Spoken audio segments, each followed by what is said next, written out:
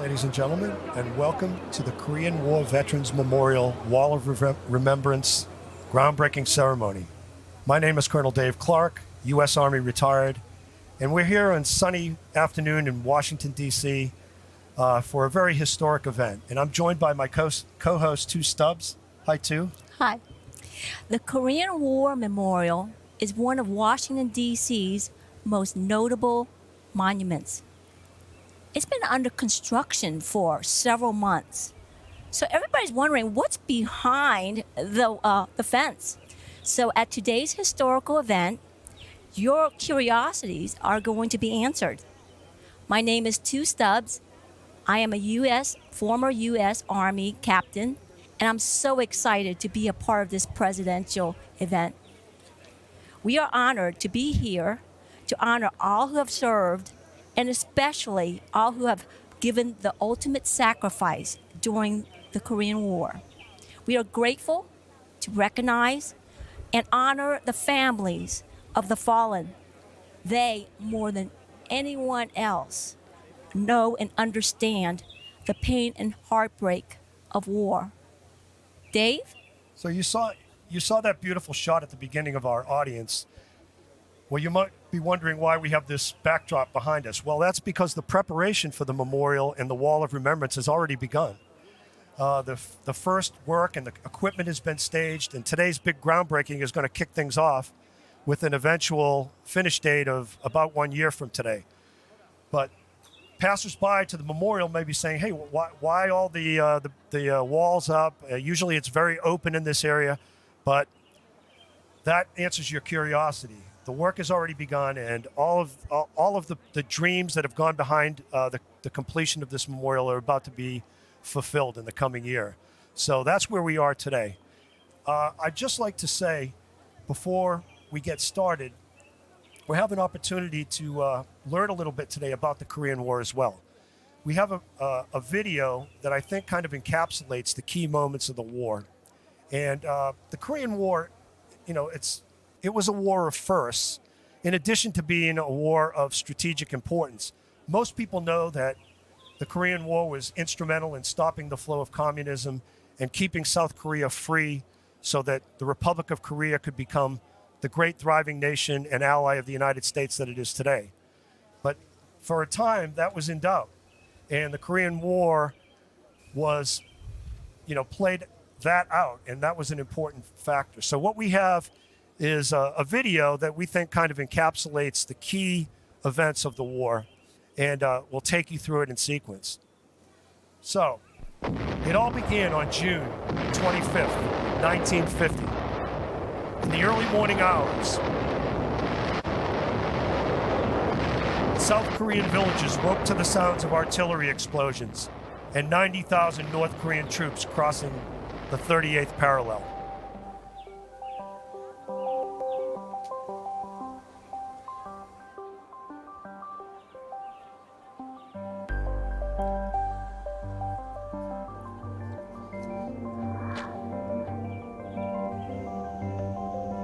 Later that day, and a half a world away, the United Nations Security Council met in emergency session and approved a U.S. resolution that called for the immediate cessation of hostilities.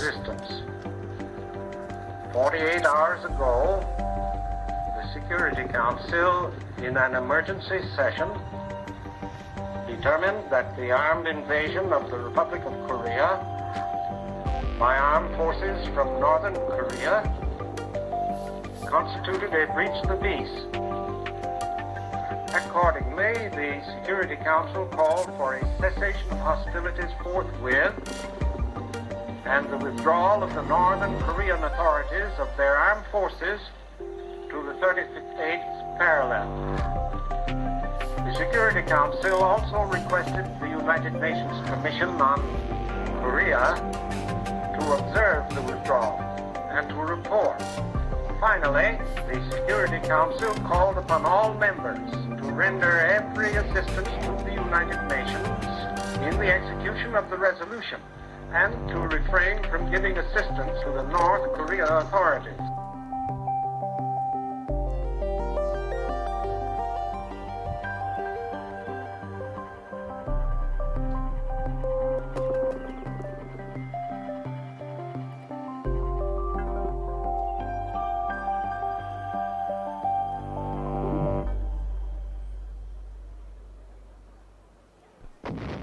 Barely 5 years after the end of World War II, America was at war again. Once again, through newsreels, newspapers, and magazines, the American public soon learned the names of faraway places in a distant country. The 38th parallel, Seoul, Incheon, Osan, Heartbreak Ridge, and the Chosin Reservoir. On Sunday, June 25th, Communist forces attacked the Republic of Korea. This attack has made it clear beyond all doubt that the international communist movement is willing to use armed invasion to conquer independent nations. An act of aggression such as this, it creates a very real danger to the security of all free nations. The communist invasion was launched in great force with planes, tanks, and artillery. The size of the attack and the speed with which it was followed up make it perfectly plain that it had been plotted long in advance. 52 of the 59 countries which are members of the United Nations have given their support to the action taken by the Security Council to restore peace in Korea. Under the flag of the United Nations, a unified command has been established for all forces of the members of the United Nations fighting in Korea. General Douglas MacArthur is the commander of this combined force. The prompt action of the United Nations to put down lawless aggression and the prompt response to this action by free peoples all over the world will stand as a landmark in mankind's long search for a rule of law among nations. Led by the United Nations Command, South Korea and the United States allies quickly joined the fight, each contributing in their own way. Canada, Australia, and the United Kingdom combined to contribute almost 58,000 troops. Luxembourg provided 44 troops, and 5 additional countries provided humanitarian aid. The first U.S. troops landed at Pusan Airport on July 1st, 1950, and quickly saw action 4 days later at the Battle of Osan, the first battle between the North Koreans and the United States. 540 troops were sent to Osan to help slow the advance of the North Korean army, while more U.S. forces arrived. On July 5th, the American troops engaged a force of over 5,000 North Koreans and 36 tanks. Badly outnumbered, the American troops withdrew from the battlefield with about 130 killed in action or MIA. In one of the first major battles of the 140,000-man strong UN command made a final stand along a 140-mile battlefront. Fighting against an enemy force of 98,000, the UN forces were able to stop the tide of North Korea's invasion. U.S. Marines made an amphibious landing 150 miles behind the enemy lines at Incheon.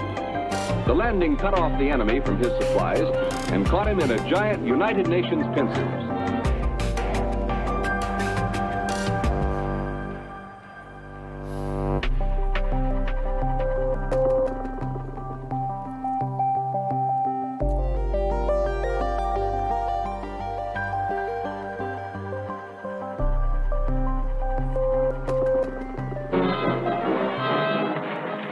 Exactly 3 months to the day after the city of Seoul fell to the communist invaders, UN forces recapture this South Korean capital. These are Marines and U.S. 7th Division troops advancing into Seoul under enemy fire.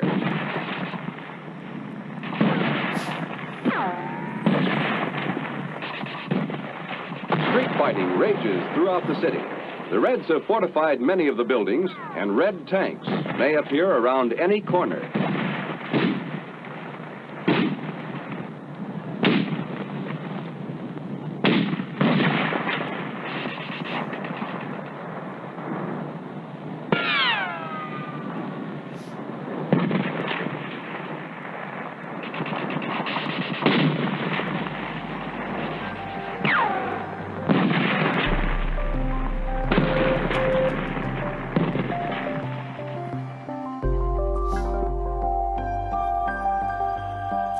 Then the fateful decision to press north to the Yalu ultimately brought China into the war.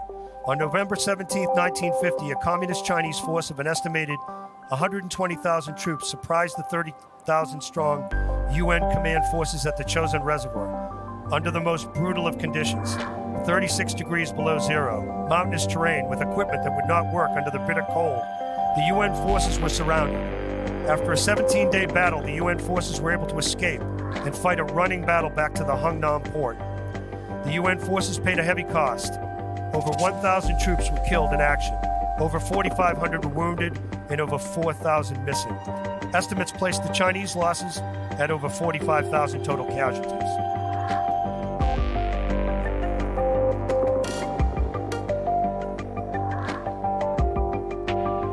After Chosin and the evacuation from Hungnam, the war shifted into a ferocious battle along defensive lines close to the 38th parallel. This included battles like Heartbreak Ridge.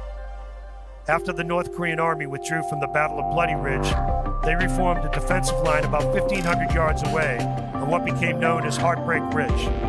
Day after day, the UN forces would mount an offensive attack up the ridgeline, briefly hold the line, and be pushed back by a vicious counterattack.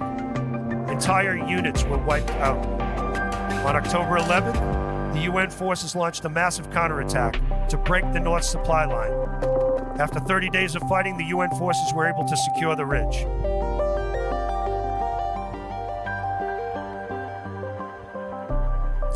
By the time the Korean War armistice was signed on July 27, 1953, over 1.7 million Americans had served in the Korean War theater. Over 33,000 had been killed in action, and 133 Medals of Honor were awarded, 95 posthumously.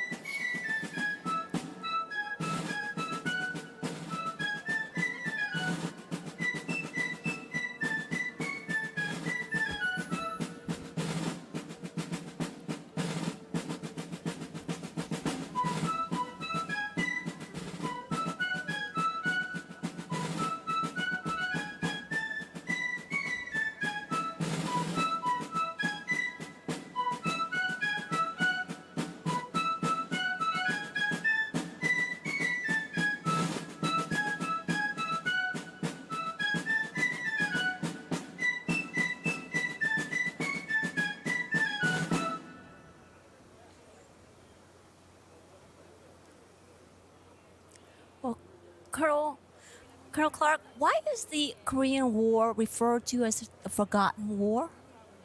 That's a really good question, there's really not a simple answer to it. We've struggled with it for decades.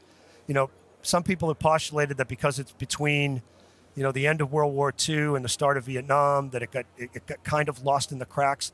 America had come out of World War II ready to move on. Guys came home from the war. They wanted to push on with the domestic agenda. It was even referred to as a police action by the administration. So there were efforts to minimize it. And some veterans even told me that when they came home, people asked them where they had been. They didn't even realize that a war was going on or that they had been gone to war. So, wow. Yeah, it's really baffling. But hopefully things like the Korean War Memorial and a renewed interest in this subject will change that. I agree. So, as we look forward now, we have another segment that we'd like to do. This is a great video that really will take you through the entire Korean War Memorial, and I'd like to turn it over to General Tillelli.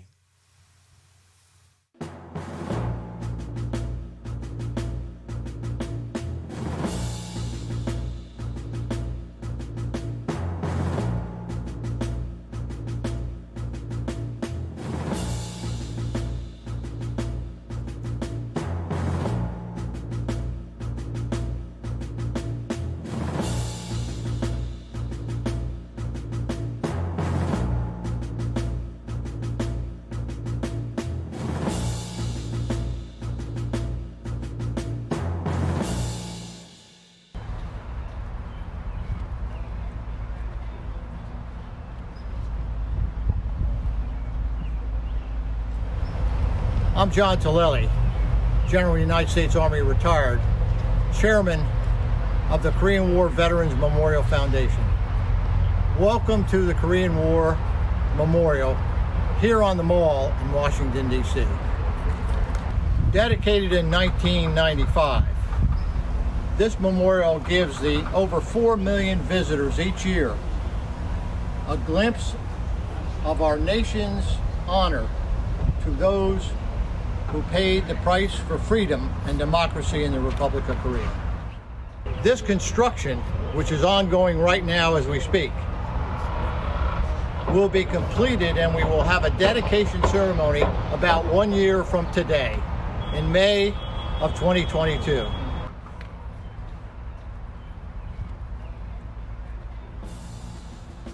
The memorial consists of 4 major elements: the United Nations curb, the mural wall, the pool of remembrance, and the field of service containing the statues, each honoring all those who served in the Korean War.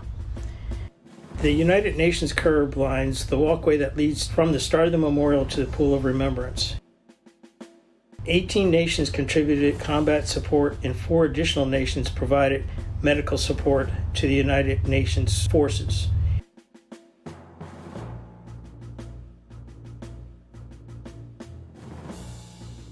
(3,300) members of the Allied forces made the ultimate sacrifice. The nations are placed in alphabetical order, starting with Australia. Australia sent over 17,000 troops to support the United Nations combat operations. 399 of them made the ultimate sacrifice, and an additional 1,200 were wounded in action. Our neighbors to the north, Canada, provided over 27,000 troops to the effort. The Allies' support was not limited to just ground troops, air support, or naval operations, but there were 5 nations that provided critical medical support.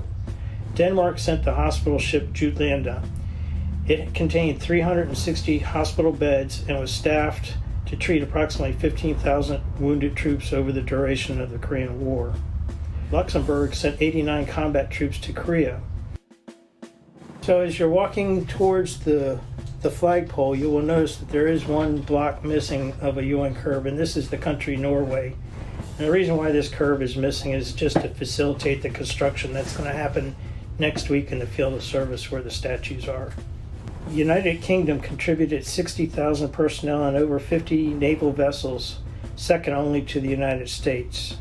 The United States sent 1,789,000 service members into harm's way during the Korean War, of which 36,574 Americans lost their lives.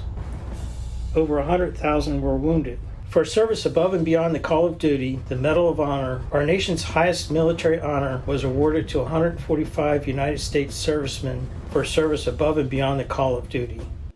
The mural wall is located along the southern side of the memorial and consists of Academy black granite that ranges from 4.5 feet to 11 feet tall.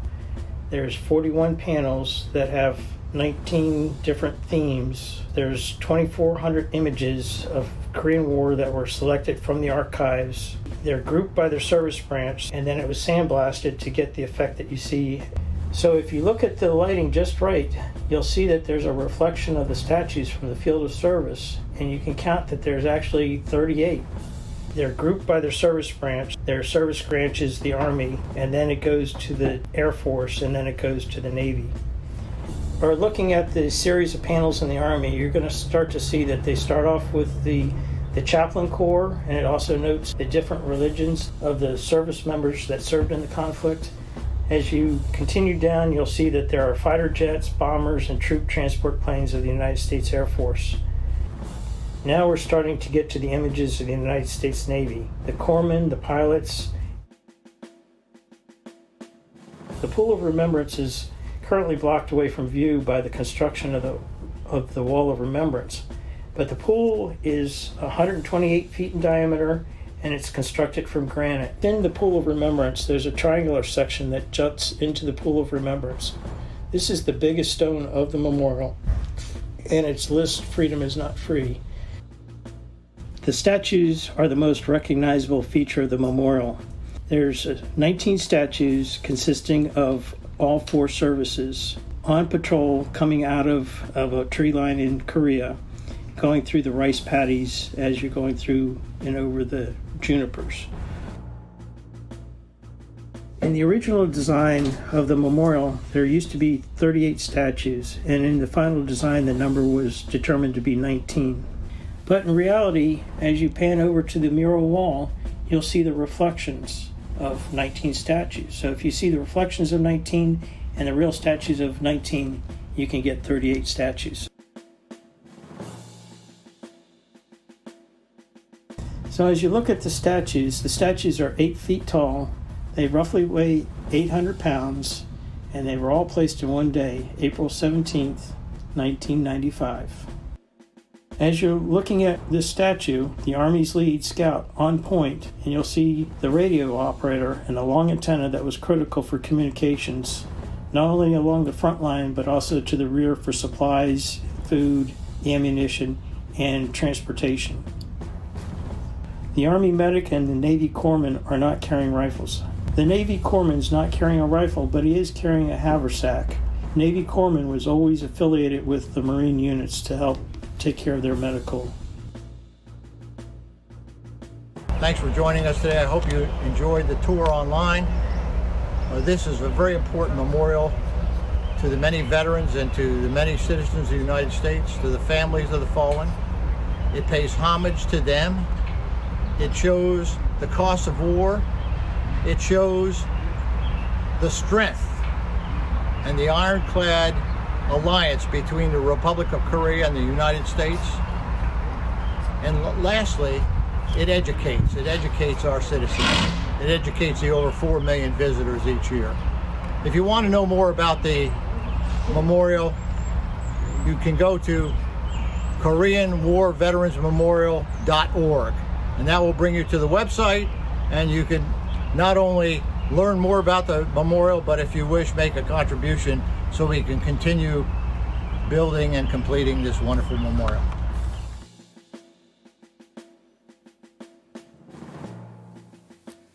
Thanks, General Tillelli and Colonel Dean, for that great walkthrough of the memorial. That was fantastic.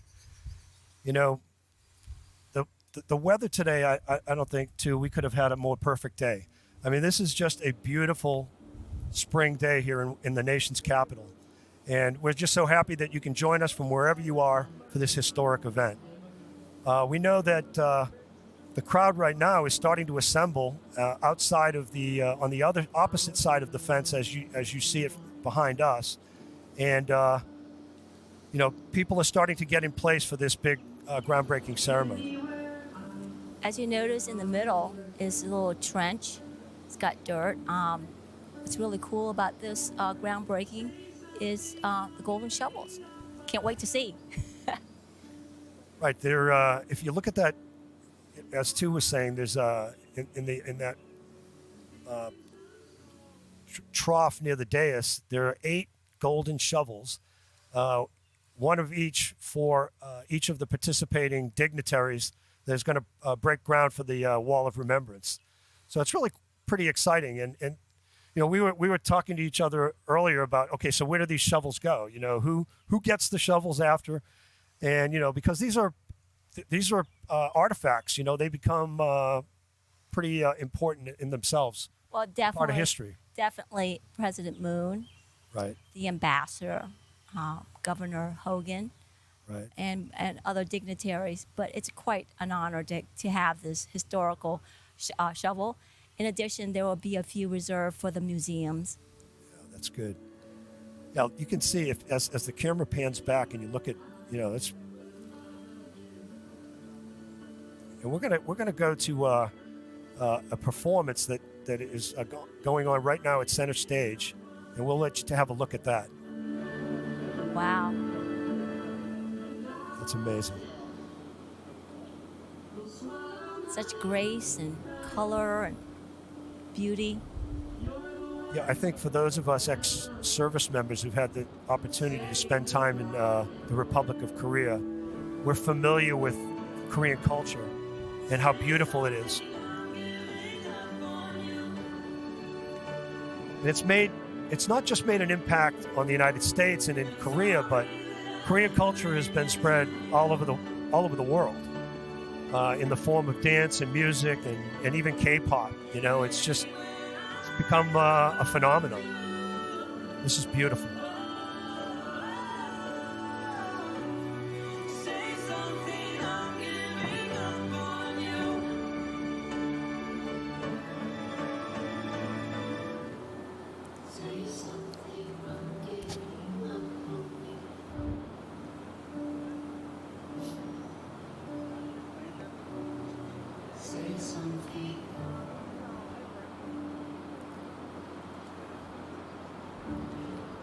So, for those of you out there that are not familiar with Colonel Bill Weber, let me just talk to you for a moment. Colonel Weber has been the driving force behind not only the Korean War Veterans Memorial, its original construction, but this new project, the Wall of Remembrance, for well over a decade. It's really been his life's work. He's an amazing soldier, an American hero, a treasure. And our friends at the American Veterans Center have put together a beautiful interview, and I'd like to go to that video right now if I could. Thank you.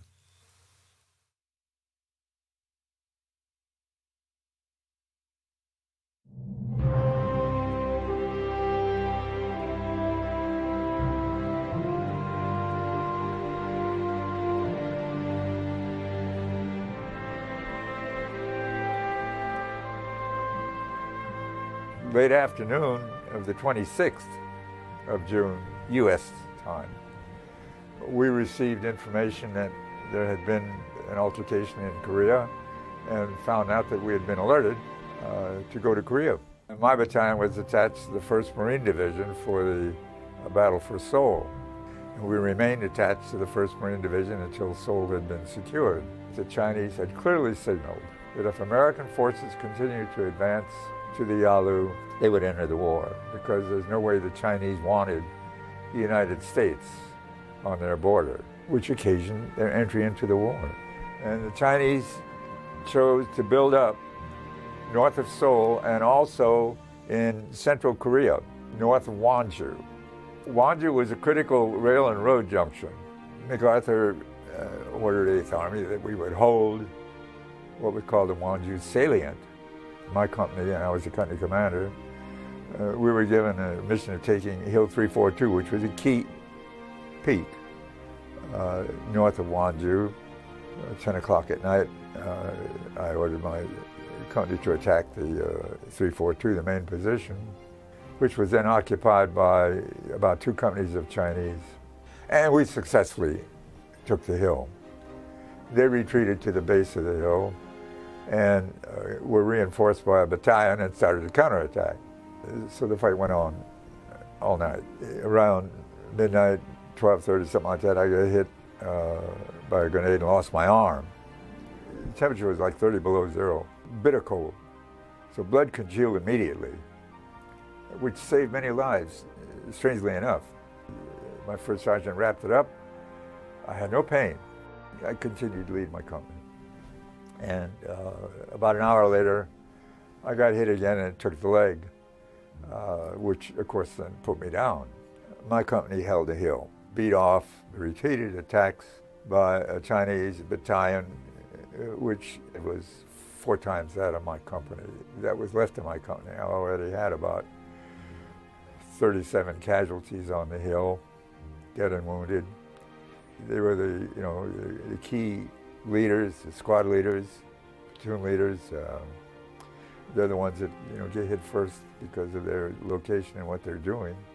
But my company held the hill. When daylight came, 342 still belonged to K Company, the 187th.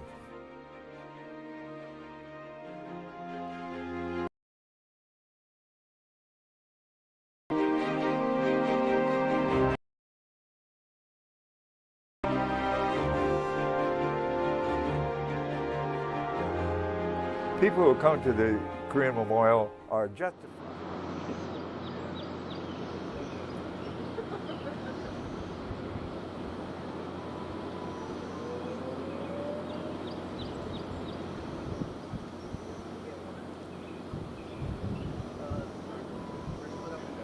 Welcome back. Poignant words from Colonel Weber, a great American soldier, suffered so much for this country, continues to give to this country, and I guess the Wall of Remembrance will be his lasting legacy. He has been the driving force, as I said earlier, for over a decade in fundraising and trying to alert the American Congress and the American people to the importance of expanding this memorial to capture the names of those that gave the ultimate sacrifice to their country. And so here we are on the precipice of that happening, and it's great. Colonel Weber mentioned casualties. It's been Right. my understanding that Right. over 70% of the casualties actually happened in the first 6 months of the war. Right, and that period that Colonel Weber described, the breakout of Seoul and the move north, I mean, that was where he was wounded grievously with his company.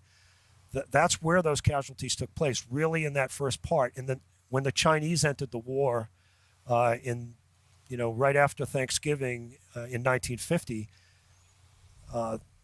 the North Koreans and the Chinese pushed the UN forces back, and it was very, very difficult during that time. And after that, the war, while there was great loss of life and still a lot of ferocious fighting to go, it kind of fell into a war of back and forth over very close to the 38th parallel where the original lines were drawn. So, yeah, it's true. Most of the casualties were early in the war. Well, this wall of remembrance, we're going to have just under 40,000 names organized in different categories from U.S. Forces, Katusa, as well as the United Nations. Right. This is a monumental task to put together a list of names like this. You just try to remember, the various, just try to think through the difficulty of getting names correct, right? On a list of 100 people at some other kind of event. Try to, extrapolate out to 43,000 and trying to get that right. And it's so important to get it right because this is an honor to those people that made the ultimate sacrifice for our country. So I know a lot of effort has been put into that by the Korean War Veterans Memorial Foundation to get it right. And it's going to be a lasting tribute to all who served. Well, today's event is extremely important, and there was a lot of interest. We have over 300 guests RSVP. This is a invitation-only presidential event, right. So we've got people all over. Yeah, it's really amazing. You think about it. To have the president of the Republic of Korea here on site at this event. I've been here for many events before, and the Republic of Korea is always ably represented, usually by the ambassador himself to the United States from the Republic of Korea. But to have President Moon himself here, that's amazing. So many people know he's in town as part of a summit with President Biden, and so this is a perfect opportunity for him to come and consecrate this really sacred ground. Dave, you served in Korea, and you also, can you share with the audience, how dedicated the Koreans are to this war and how they've recognized this? to, it's amazing. I mean, I think of all the allies that the United States has had in various wars, and I can't think of a single ally that has been more devoted to American servicemen than the Republic of Korea. They have a revisit program where they take veterans and bring them back to Seoul, treat them to several days on the ground so that they can visit the places where they fought and where in some cases, where their comrades fell. And it's amazing. And then the contributions from the Korean government have just been off the charts. And there's Colonel Weber seated at the front, a great American hero, revered by his colleagues and by those who served with him.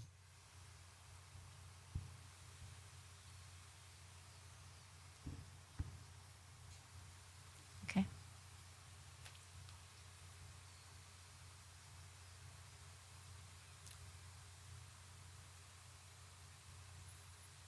So here we have the Wall of Remembrance.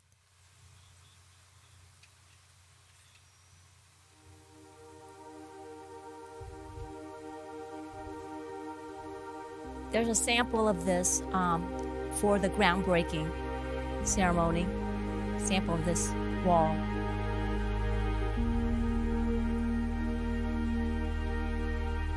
These are the renderings of the where we're sitting in front of today. The renovations include not only the Wall of Remembrance, but also enhancements to the landscaping, planting the proper size junipers, the linden trees, the reflecting pool. Yeah, the linden trees are beautiful. Yes. Absolutely. I mean, that's one of the features of this memorial, and those are going to be replaced. And I understand the juniper bushes that are around the figures are going to be the original, the planned juniper bushes. So the old ones are going to be pulled out and the new ones replaced. The lighting is going to be improved. They're going to go to all modern LED lighting, which will make it truly spectacular. This is one of Washington, D.C.'s premier attractions anyway, particularly at nighttime. So this is going to be enhanced even more by the lighting that will come with this renovation. So when we talk about the Wall of Remembrance, which is certainly the featured piece of this, there's going to be many, many other improvements to the site as part of the plan. The figures, the statues are going to be repolished and refinished. The United Nations granite is going to be repolished, and their letters are going to be raised. There's going to be substantial improvements to the foundation, because the previous Pool of Remembrance was actually settling. Right. Yeah, it's after 20 years, I think what they didn't realize was just the amount of weight that some of those structures had. And I was talking to some of the workmen earlier, and they said that it had already settled about an inch in 20 years.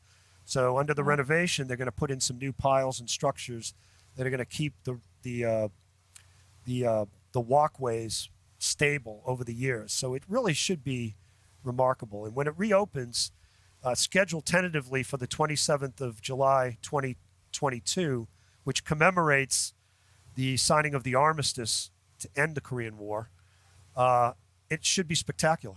I can't wait. I hope you guys will join us in the summer 2022. Will be something. Yes, really will be awesome. something.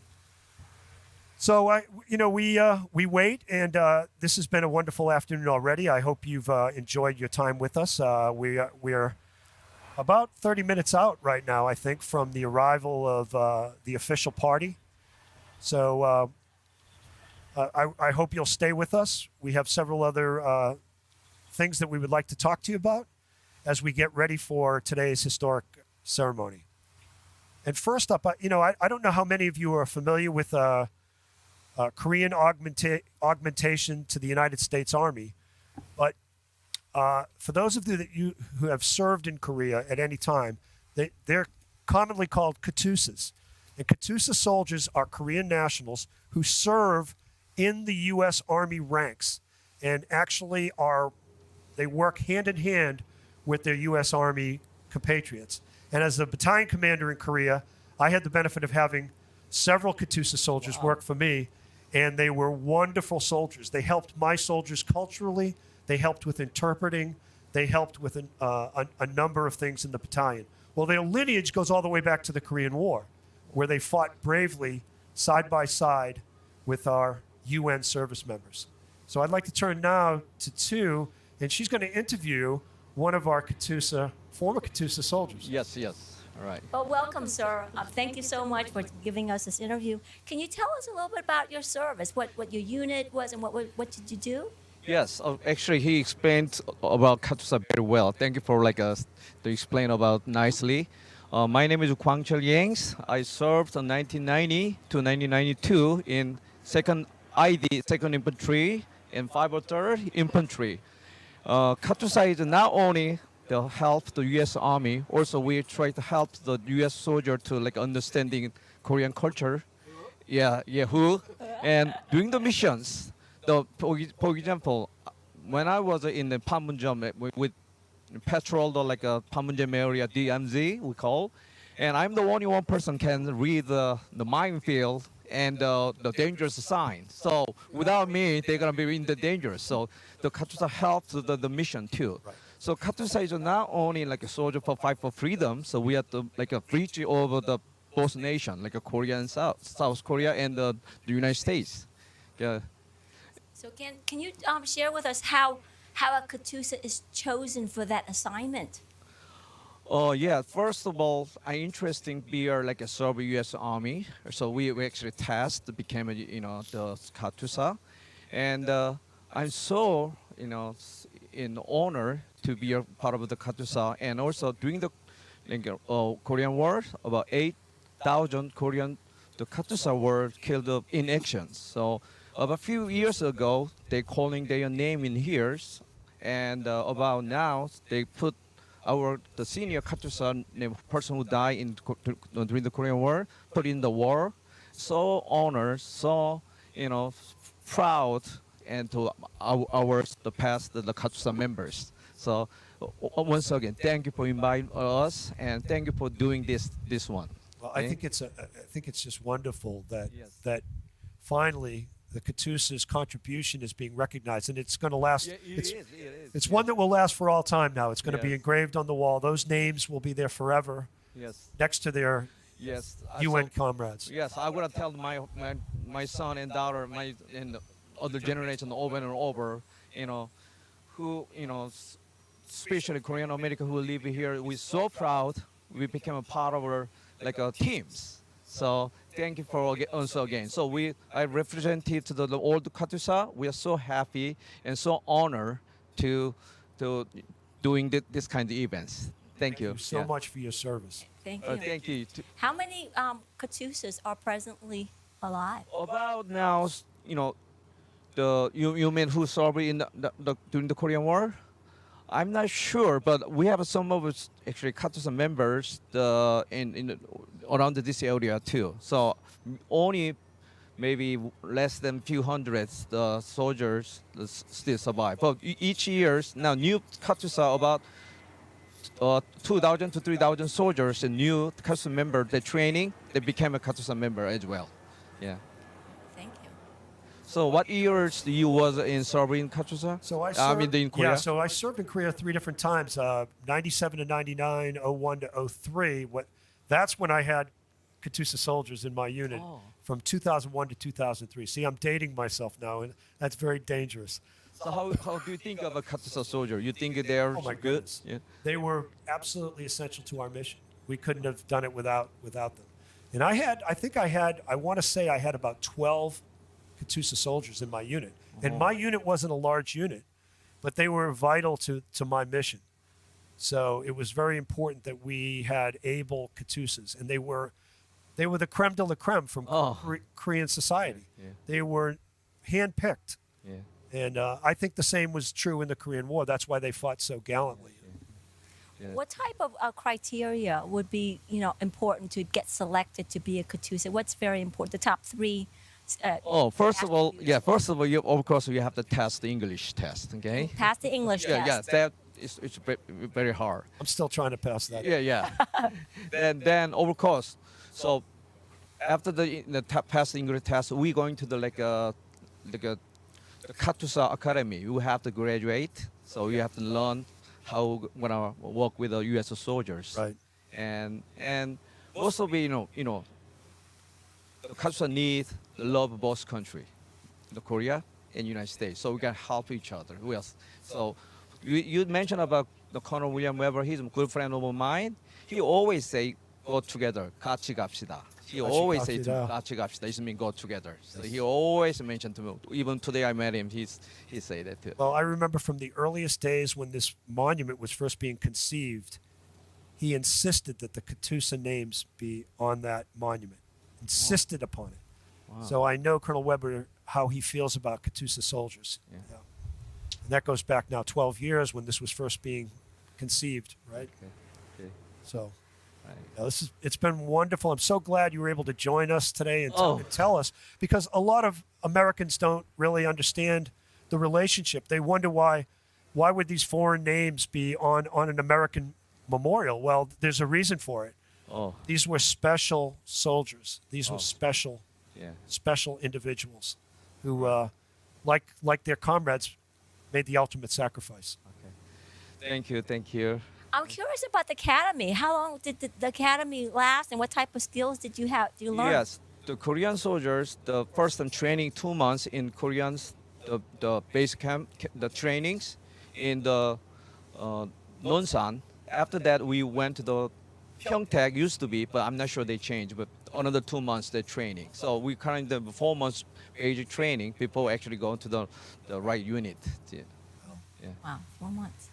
That's absolutely fascinating. So thank you so much for joining us today. Thank you. It's been a pleasure. I hope you enjoy the ceremony. I'm sure you will. I do. Thank you for your service. Oh. Yeah. My pleasure. Thank you. Thank you. Thank you very much. Bye. So, okay, so in the distance, we're hearing the first notes of the band who are getting ready to perform out front, which is wonderful. The audience that's out there,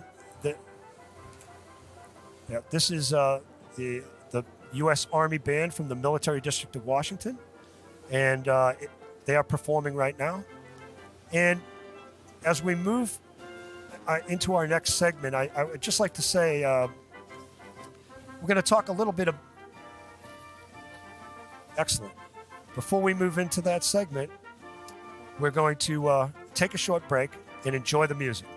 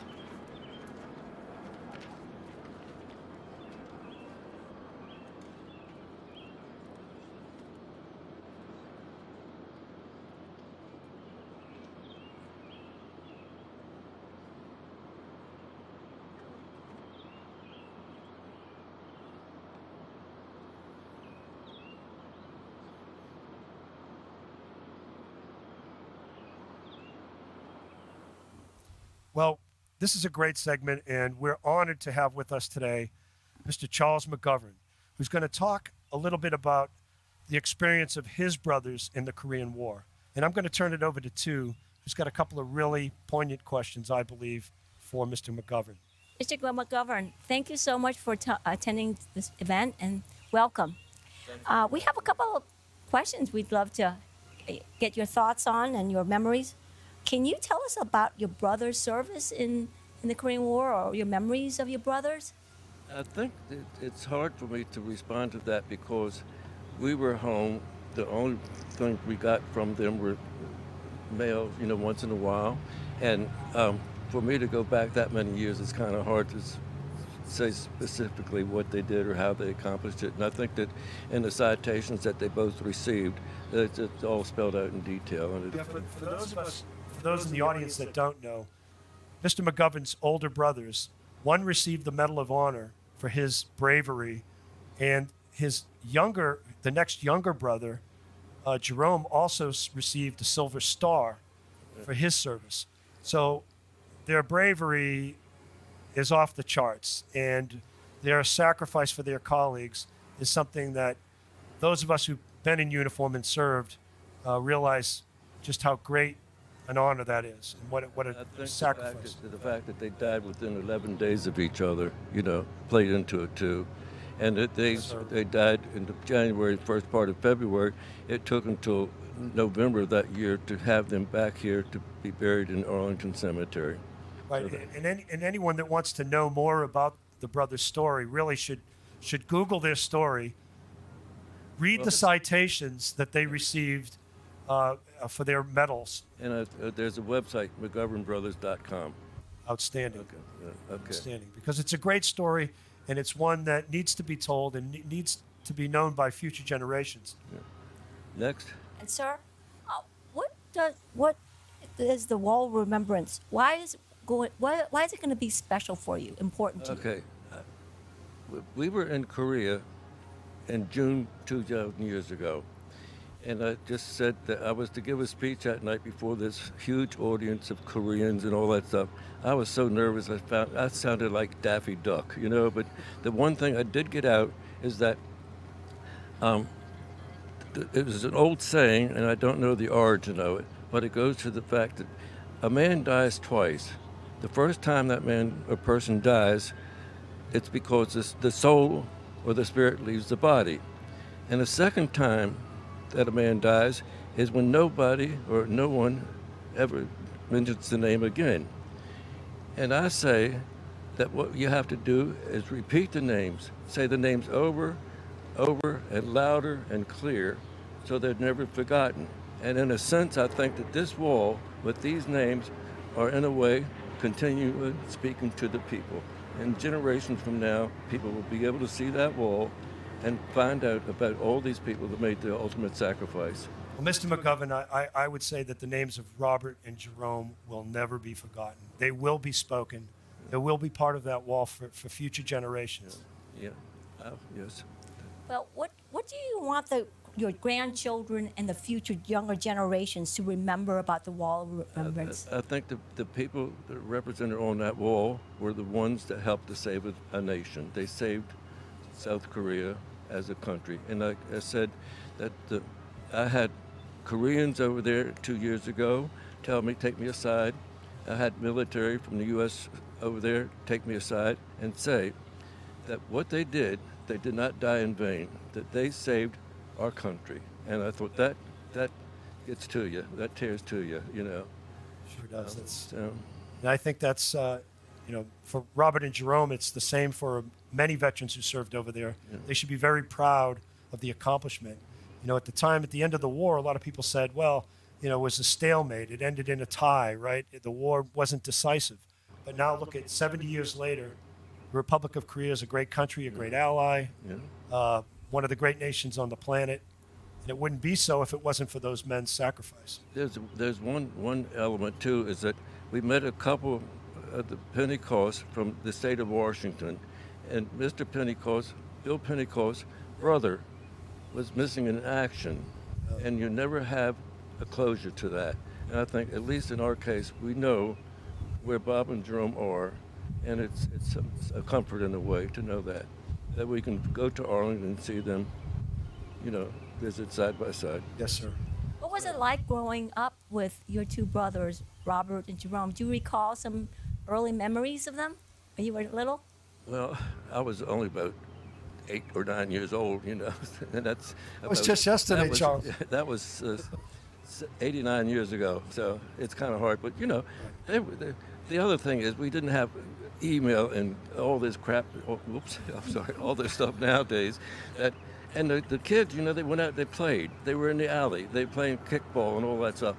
And Bob, when he was about 14, 15 years old, started a group called the U.S. Junior Marine Corps. And he had about 35 or 40 kids from that neighborhood that would come on Saturday and march up and down the alleyway. The Washington Evening Star came and did a story on it because these kids, Right. and that's the kind of guy he was. And Jerome was there with them, and I was like the mascot, So they were born leaders. They were really born leaders. I think so. Yes. Yeah. So It's a really amazing story. yeah. Well. And I guess I can't be said enough that for future generations now, their names will be inscribed on that wall forever. They will not be forgotten. Well, that's why I've established that website. Just an effort to keep the legacy alive. Absolutely. So.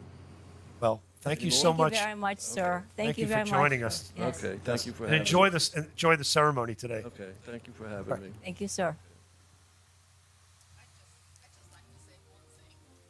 And now another performance from our Marine Band.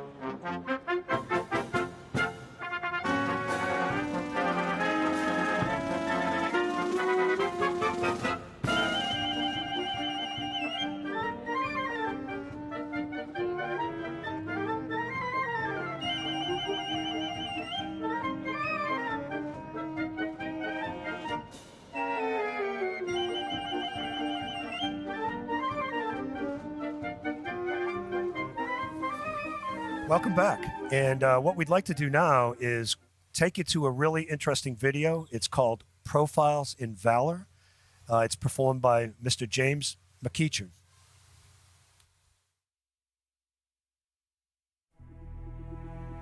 Late night, August 11th, 1951.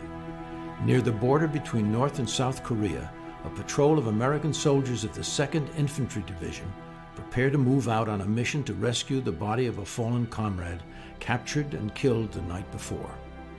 Assigned to lead the patrol was First Lieutenant Henry A. Schenk, a 29-year-old officer who had emigrated from Austria at the age of 6. Among the dozen men from the company who volunteered for the mission was a young soldier from New Jersey, James McEachin. We were assigned to go on a patrol to rescue one of our guys, and we walked into an ambush. In an instant, the silence was broken by the crack of gunfire and the explosion of grenades, followed by the shouts and screams of wounded men. Fire incoming from all directions, one by one the Americans fell. Shot through the thigh, McEachin returned fire, all the while watching in awe as Lieutenant Schenk directed their desperate defense. I was the point man on the patrol. So my lieutenant just started firing and firing after we encountered the enemy, of course. Started firing and firing. This was the Lieutenant Schenk. He was the bravest man I'd ever seen in my entire life. And we were just annihilated. We were not exactly sure about what happened because there were only 2 survivors. It was me and this blonde-haired boy. I got wounded in both legs, and then the bullet fragment I still have here in the located between the ribs. Determined to assist his commander, the wounded McEachin desperately began crawling toward the lieutenant's position. A sudden explosion rang out. McEachin watched as Lieutenant Schenk, fighting to save his men, fell to the ground. Seconds later, another blast hit near McEachin, and all went black. I woke up in a creek. How did I get in the creek? I just don't know. And then the first thing that happens when you have a stomach wound is to get thirsty. And so that's what I did. I started drinking this filthy, slimy, phosphorus-laden water. The severity of his injuries quickly became apparent. He could barely move, the taste of gunpowder filling his mouth as he clutched his wounded abdomen. And the guy, this blonde-headed guy, approached me from out of the darkness and said, he challenged me, "Who goes there?" And I said, "I'm an American soldier. Who are you?" And one thing led to another. He exposed himself and he came to look at me and said, "Wow, oh my God, you're wounded." And so he tried to lift me because he didn't know if the Chinese were coming back or not. And so he carried me away to safety, made him a tourniquet out of his fatigues. And then we got a few feet away from, a few yards away from the creek. And then he started nursing, trying to cover up to stop the bleeding on the left leg, which I thought they were going to have to amputate this leg. Well, what it was just a long piece of shrapnel about that long. I saw it when I got to the hospital. The other leg had something like little pitted marks here. But the one in the stomach, that's where I kept getting the stomach ache from the wound. And the scar runs from here to right about there. But this guy was determined he was going to save my life. And by God, he did it. And he did do as I said. When I said to him, "I never got your name," he got me down to set me down so that the medics could take care of me when we got back to our lines. He said, I said, "I never got your name." And he said, "I never got yours either. Maybe it's better that way. Sometimes names have a way of changing people." And then he just went away. James McEachin was evacuated to Japan and eventually returned home to the States. He would go on to become a noted author, an actor, and in 1973, he became one of the first African Americans to star in a primetime television drama with NBC's Tenafly. He never learned the identity of the soldier who saved his life, the only other man to survive the patrol. 54 years after his action, bullet fragments still lodged in his ribs, James McEachin's contribution would also be more fully appreciated, as he was awarded the Silver Star to go with his Purple Heart. I didn't deserve it. Lieutenant Schenck deserved it.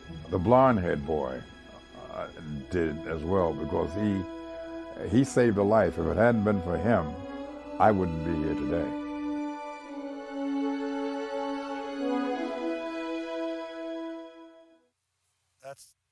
That's an inspiring video. Wow. And now we have another great message, this time from the Governor of Maryland, Larry Hogan. Hello, I'm Maryland Governor Larry Hogan. The First Lady and I are proud to join all of you today for the Korean War Veterans Memorial Wall of Remembrance groundbreaking ceremony. This new wall is yet another reminder of the immeasurable cost of war and the immense price of freedom. More than 36,000 Americans made the ultimate sacrifice during the Korean War, including 531 from the state of Maryland. Today and every day, we remember the great sacrifice of these American heroes. And thanks to this wall of remembrance, these heroes' names will never be forgotten. Thank you. Thank you, Governor Hogan and Ms. Yumi Hogan and the state of Maryland for being the first state to donate $250,000 to the Wall of Remembrance. And now we're hearing some sirens too. Yeah, wow. Which means the motorcade is getting close. We think the dignitaries are arriving, President Moon. So we're going to take a look and see what we see out on the main thoroughfare. Can't wait. Yeah, so I think what you're seeing now is the motorcade pulling up and the arrival of some of the first dignitaries. General Tillelly, as well as the Secretary of Defense, Honorable Lloyd Austin, are there to welcome the motorcade. Right. The list of luminaries here, it's really pretty impressive. This is to have the both the President of the Republic of Korea and our senior Department of Defense official on site is that's a pretty high list of dignitaries to have highlighting our event.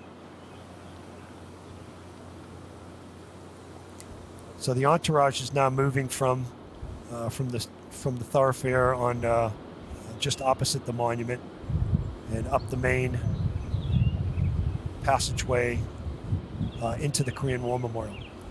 Governor Hogan and First Lady Yumi Hogan of the state of Maryland are also part of the entourage. You can see them now moving past the military guard and ultimately moving to the wreath laying location at the apex of the Korean War Veterans Memorial. You can see those stainless steel figures in the foreground that are really the iconic look of this memorial.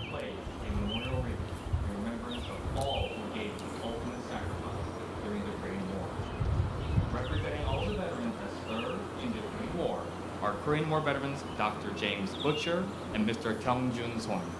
신사숙녀 여러분, 문재인 대통령님께서 전몰 용사들을 추모하기 위해 헌화를 하시겠습니다. Some of the dignitaries, their arrivals are being announced. Ladies and gentlemen, please rise. 신사숙녀 여러분, 모두 자리에서 일어나 주시기 바랍니다.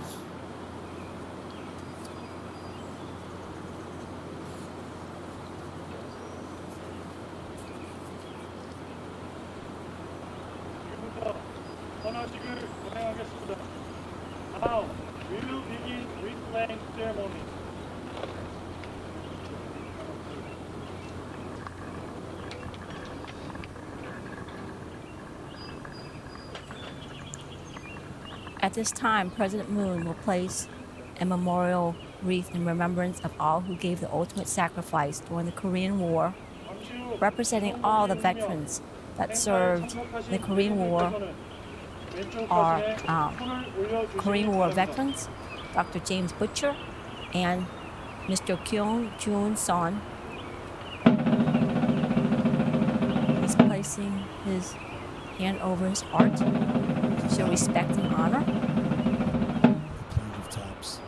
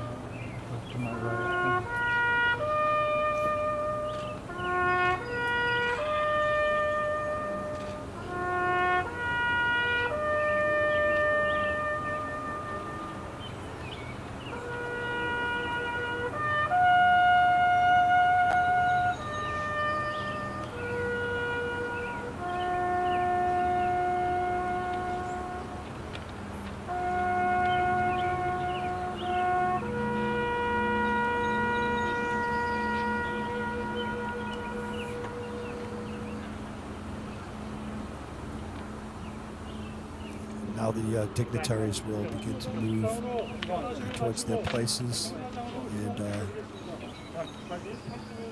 they will be announced All the way.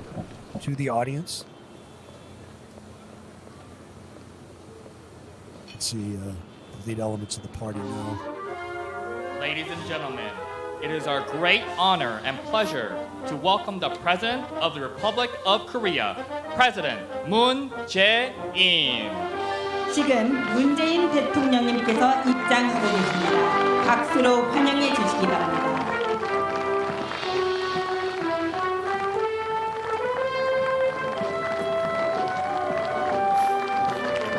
Please welcome the representative for the United States, Secretary of Defense, Lloyd J. Austin III. General Austin. Please welcome General John H. Tileli, Chairman of the Board of Korean War Veterans Memorial Foundation. Please welcome Minister Hwang Ki-chul, Ministry of Patriots and Veterans Affairs. Please welcome Governor Larry Hogan and First Lady Yumi Hogan, State of Maryland. Please Governor welcome Hogan. Acting Assistant Secretary of the Department of Interior, Shan Esteños.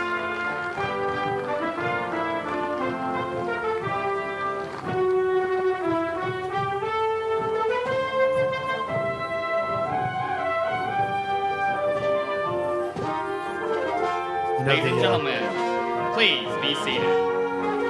자리에 앉아주시기 바랍니다.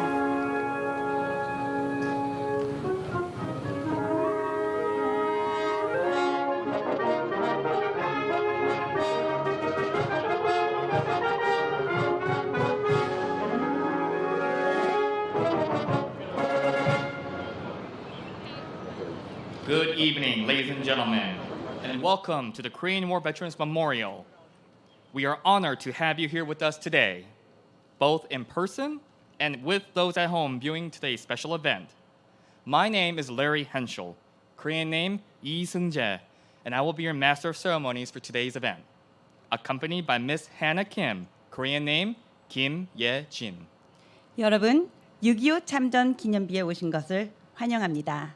저는 오늘 행사의 사회를 맡은 해나 킴입니다. 저와 함께 사회를 보시는 분은 Larry Henschel입니다.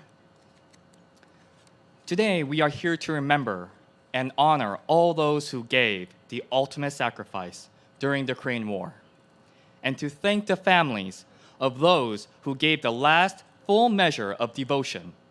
No matter what we do or say, it will never be enough to say how grateful we are for their ultimate sacrifice.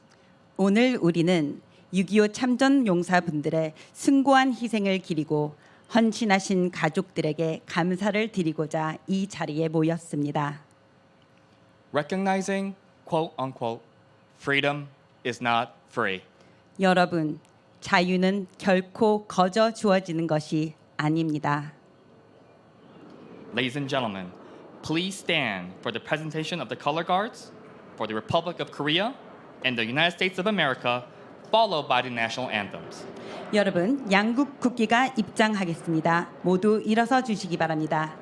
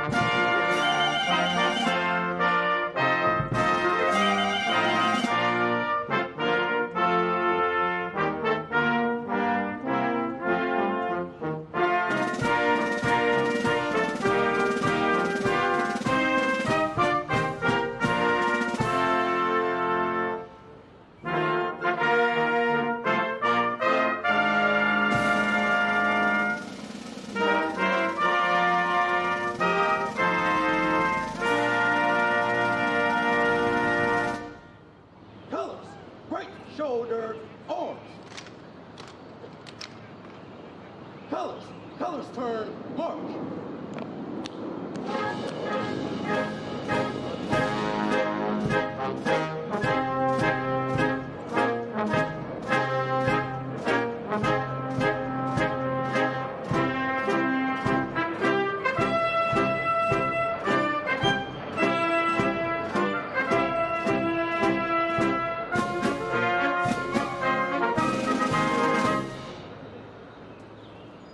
Ladies and gentlemen, please remain standing for the invocation by Chaplain Kynard.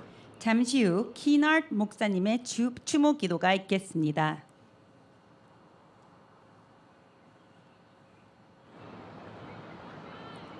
Would you bow with me, please?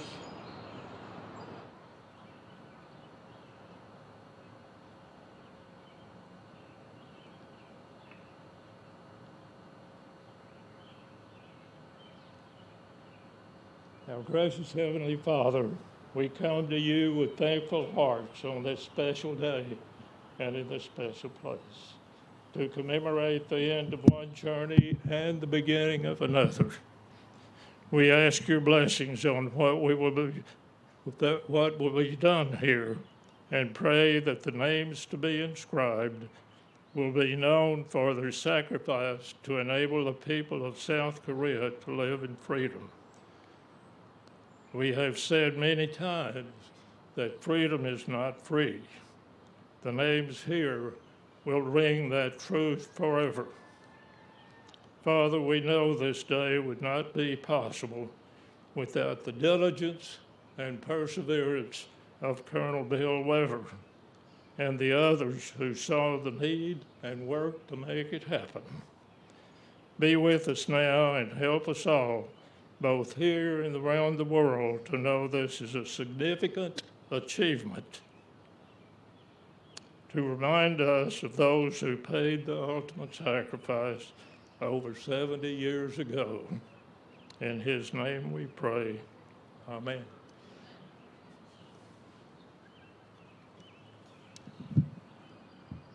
Ladies and gentlemen, please be seated. 자리에 앉아 주십시오.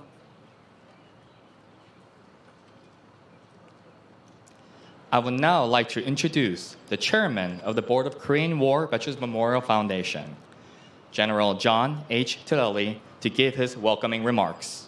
이어서 재단 이사장이신 틸렐리 장군의 환영사가 있겠습니다.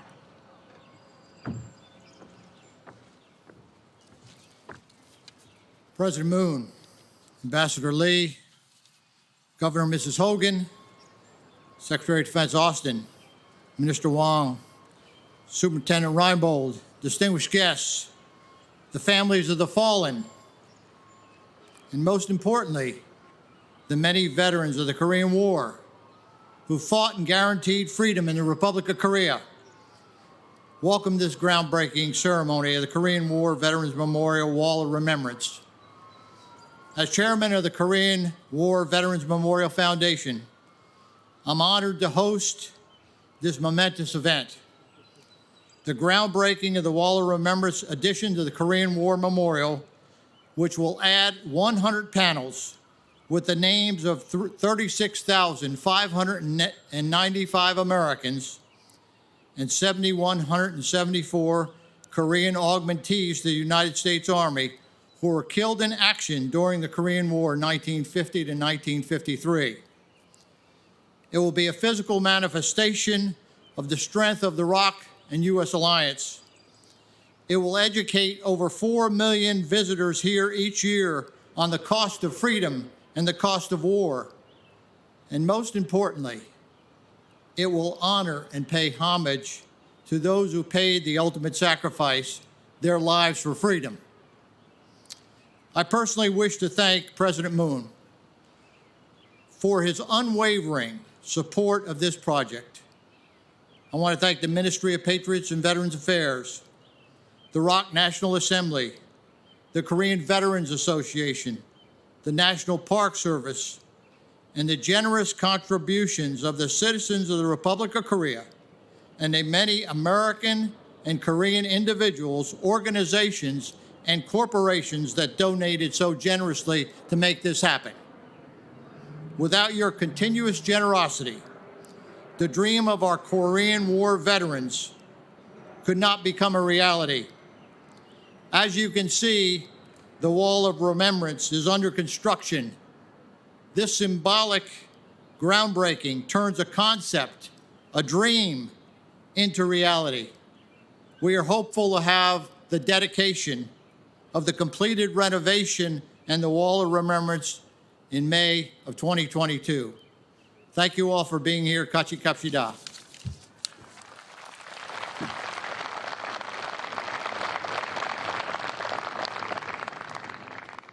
We will now have the playing of Oh Danny Boy and Arirang by cellist Kim Jong-bin. 다음은 첼리스트 김종빈님의 데니보이 아리랑 공연이 있겠습니다.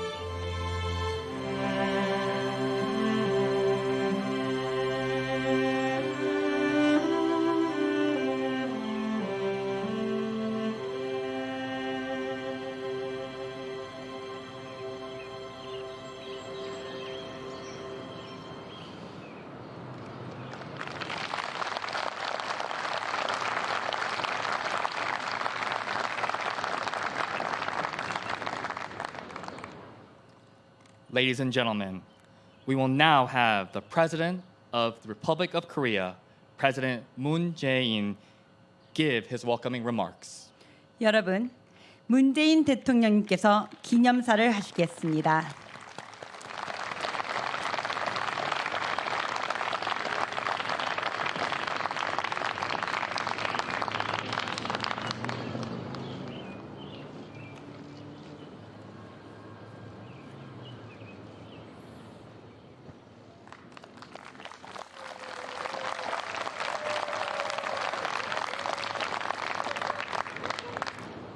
존경하는 참전용사와 Honorable Korean War veterans and bereaved families.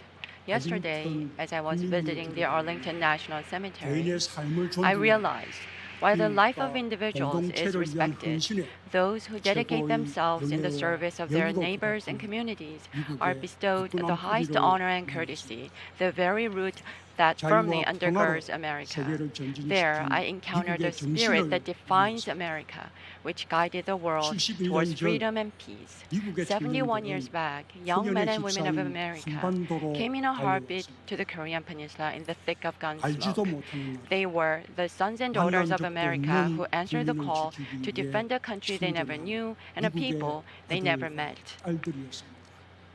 The descendants of the founding fathers of your great country. Thanks to their devotion and sacrifice, the Republic of Korea could safeguard its freedom and peace and become a prosperous nation that it is today.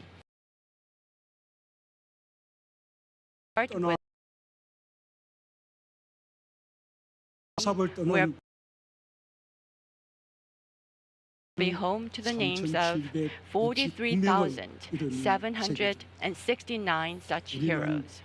Now, their courage and commitment shall live forever, deeply ingrained in our memory. In 2018, I gave my word to the UN War veterans that a world would be built to remember their names. 3 years later today, I am immeasurably touched that the promise has been kept.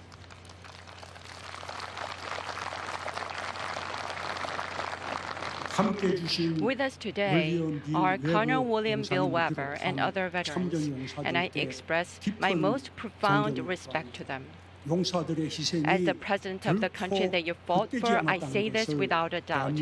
Your selfless service was never in vain. To the family members who still hold their loved ones dear to their hearts, I offer my warmest condolences. Notwithstanding the challenges, the Wall of Remembrance initiative continued to progress thanks to Chairman John Tilley of the Korean War Veterans Memorial Foundation and his staff. Also pitching in were the Korean Veterans Association and its affiliated bodies, business communities, Korean American Women's Association, Korean associations in the U.S., and Korean Americans. I thank you all from the bottom of my heart.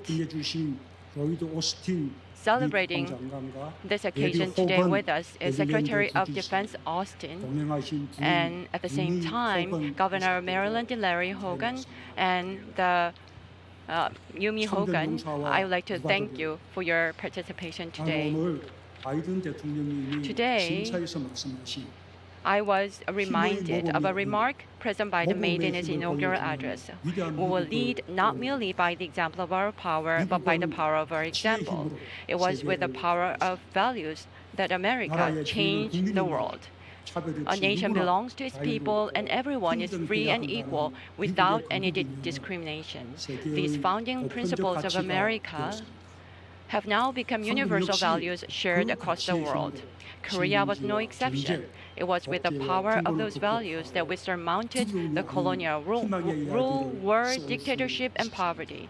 Not a tale of fear, but one of hope could be written. During the most trying times of the war and Reconstruction, it was the Korean War veterans who stood by our side. As struggling as we were to rise above the ashes of the war, General Richard Whitcomb was the one who reached out to firmly hold our hands. War is done by weapons, and it remains undone, unless it is done for the people in the country. These words of the general before the U.S. Congress inspired a standing ovation. Greater quantities of aid supplies and grants were so approved. General Whitcomb, who touched the hearts of Koreans, is now resting in peace in my hometown of Busan, honored at the world's only UN memorial cemetery, alongside his 39 fallen comrades who loved Korea as their own.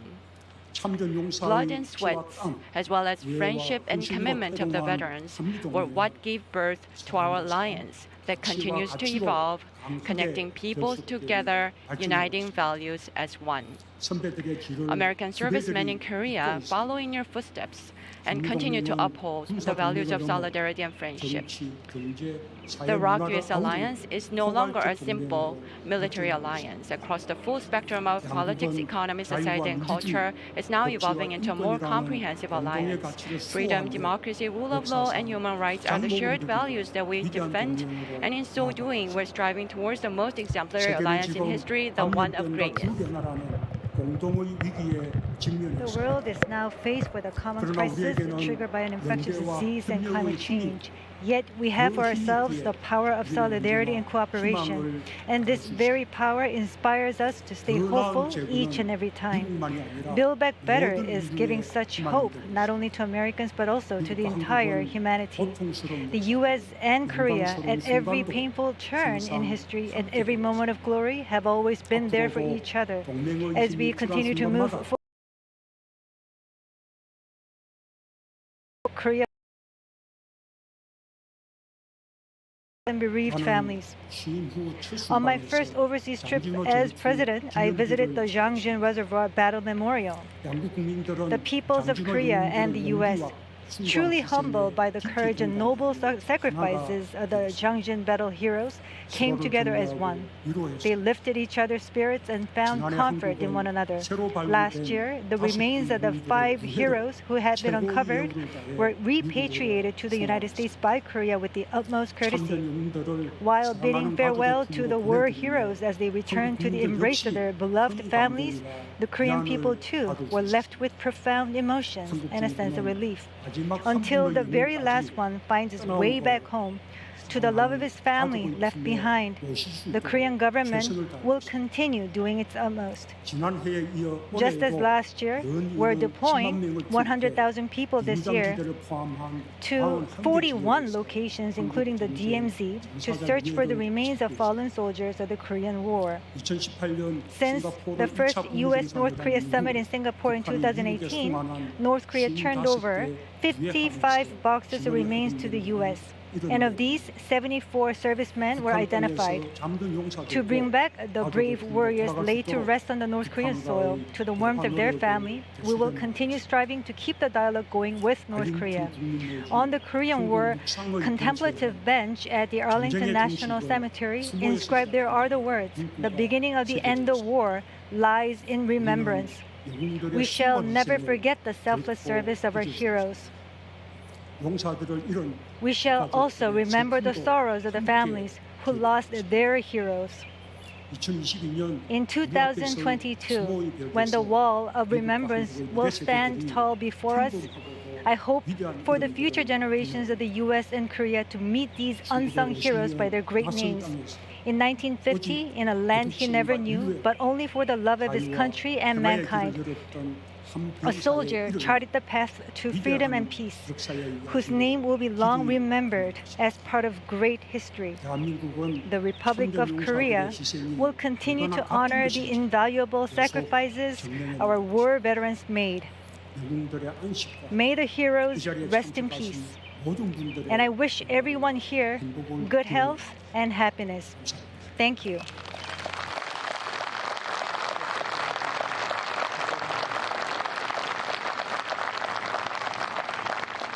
Ladies and gentlemen, the official party will now prepare for the groundbreaking of the Wall of Remembrance. 이어서 추모의 벽 공사의 시작을 알리는 행사를 진행하겠습니다.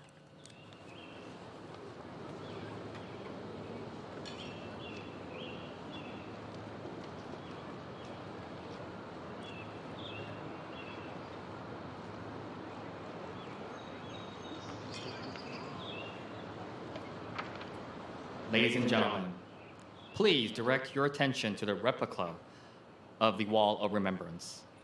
President Moon, Secretary Austin, Mr. Charles McGovern, and Dr. Paul Cunningham will now reveal the first stone replica of the Wall of Remembrance.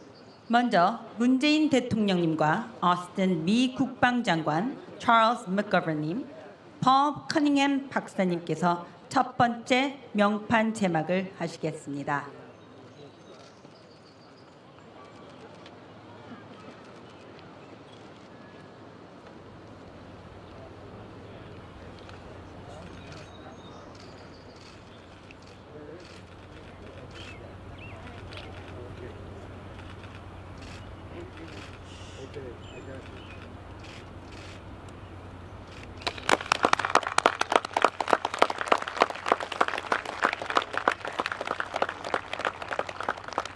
Ladies and gentlemen, please direct your attention to the ceremonial box as Chairman Tonelli, Governor Larry Hogan, Superintendent Jeff Reinbold, Colonel Weber, Chairman Sun, and Secretary Hwang Gi-cheol, with Ambassador Lee Soo-hyuk, will now conduct the official groundbreaking for the Wall of Remembrance. 이어서 귀빈들께서 시삽을 하시겠습니다. Now put your shovel back in and pick up the tank.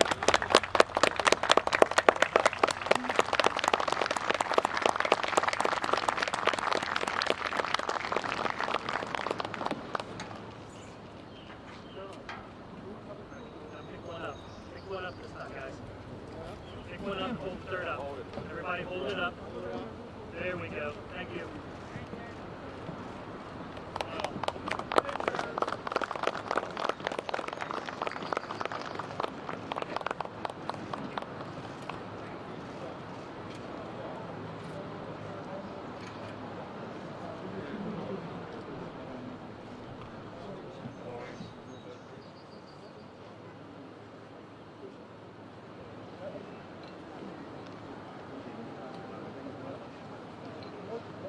Ladies and gentlemen, this concludes today's ceremony. Please remain seated until the official party has departed the area. 신사숙녀 여러분, 이것으로 오늘의 행사를 마치겠습니다. 주요 내빈께서 자리를 떠나실 때까지 자리에 앉아 주시길 바랍니다.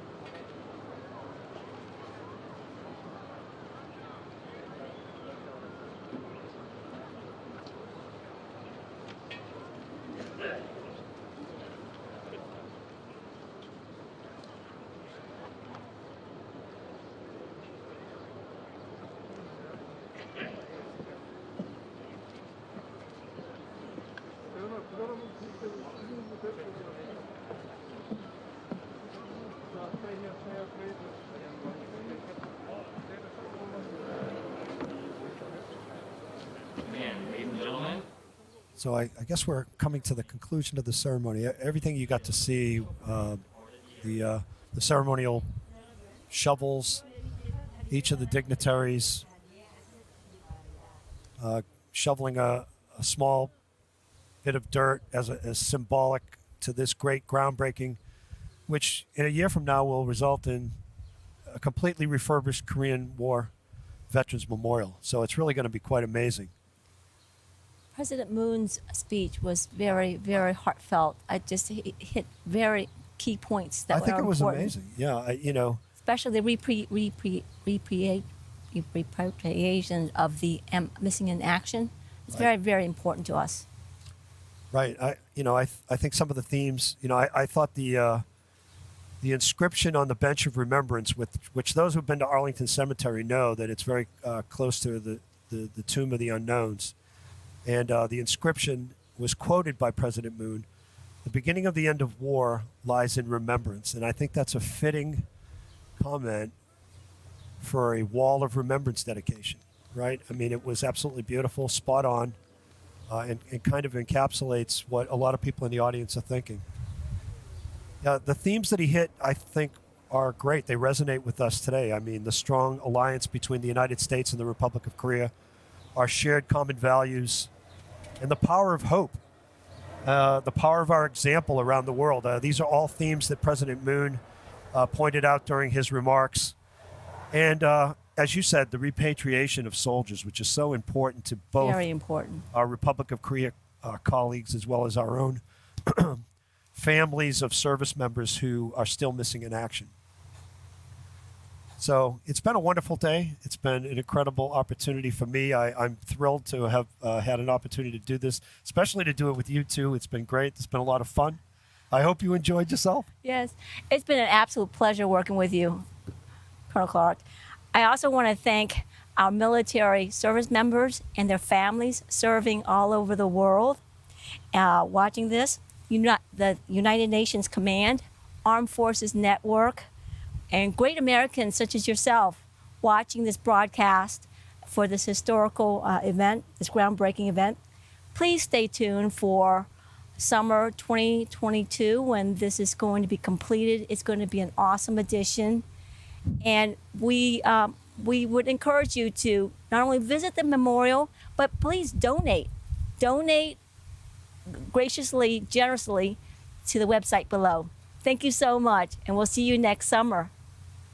Goodbye. Goodbye.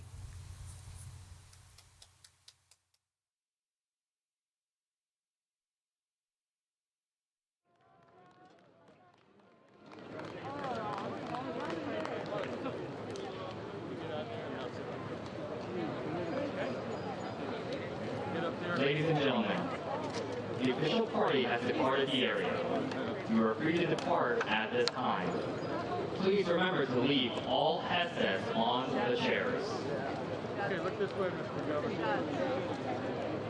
지금부터는 이동하셔도 됩니다. 행사간 사용하셨던 헤드셋은 자리에 꼭 놓아주시기 바랍니다. Thank you for attending this historical ceremony and have a great evening. May God bless the Republic.